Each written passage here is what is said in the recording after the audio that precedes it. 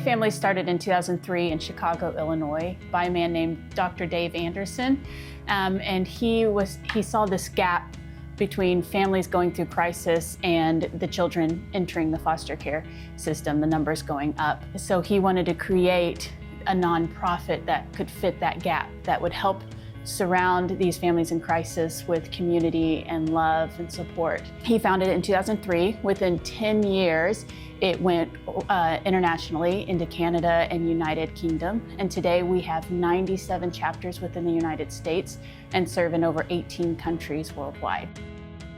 Our local chapter here in Southeast Kansas started in 2018, and we took a little break in 2020 because of COVID. But we're growing now, and we have 3 full-time staff and 2 part-time staff members. The families we're serving there, we say going through crisis, are looking at hospitalization, homelessness, just lost their jobs, a mental crisis, needing to go to rehab, any kind of struggle they're going through. But what we see is a lot of these families, the parents are coming out of the foster care system, and so they don't have family, they don't have community. So when they go through these challenging times, they don't have people to turn to help them. And so that's where we want to step in, and we help them. We'll take their kids and host them in a vetted, secure, safe home, and then we'll surround the parents and work with them to reach goals and help them get through this really challenging time.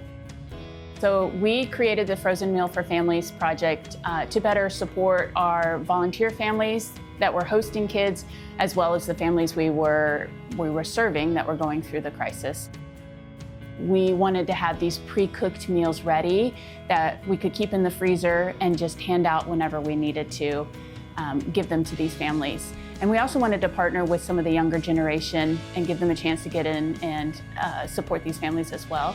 So we partnered with Countryside Christian Church Youth and Children Department and got together, and we made 30 frozen lasagnas and 25 frozen Hawaiian chicken meals that we have in the freezer ready to hand out. So we were able to serve over 30 families handing out these meals. Like I said, some of these were our host families, so as they were bringing in new children into their homes, we were able to provide them with a couple meals, which helped kind of ease the transition. And then we were also able to hand them out to the families that we were supporting going through crisis. As we were reuniting them with their kids, we were able to give them these meals and just take that burden off of trying to fix dinner, and they just got to spend more time loving on their kid. And then we handed them out around like Thanksgiving and Christmas, when there's always that extra struggle or burden of the holidays. And so we were able to bless families with the meals during that time as well. Being a nonprofit, we're not making money, and so we are volunteer driven, and so grants are just such a blessing to us. We were able to meet physical needs for these families, and Get Busy Livin grant was a tremendous blessing. The Meyer family and their generosity just made a huge impact. We had several families just telling us what a blessing it was to receive those meals and just how much it blessed them and helped them. It's awesome to see that practical care come into place. And then the families also get to see that the community is behind them, not just this local, a small organization, but the whole community is behind them and loving them and supporting them. And it's just really cool to see.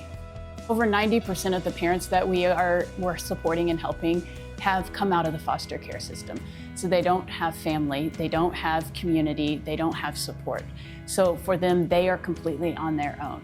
So when one person invests in them, that's pretty cool. But when they can see a whole community of people investing in them and wanting their success, it just makes a huge difference in that person's life, and just knowing that they're not alone.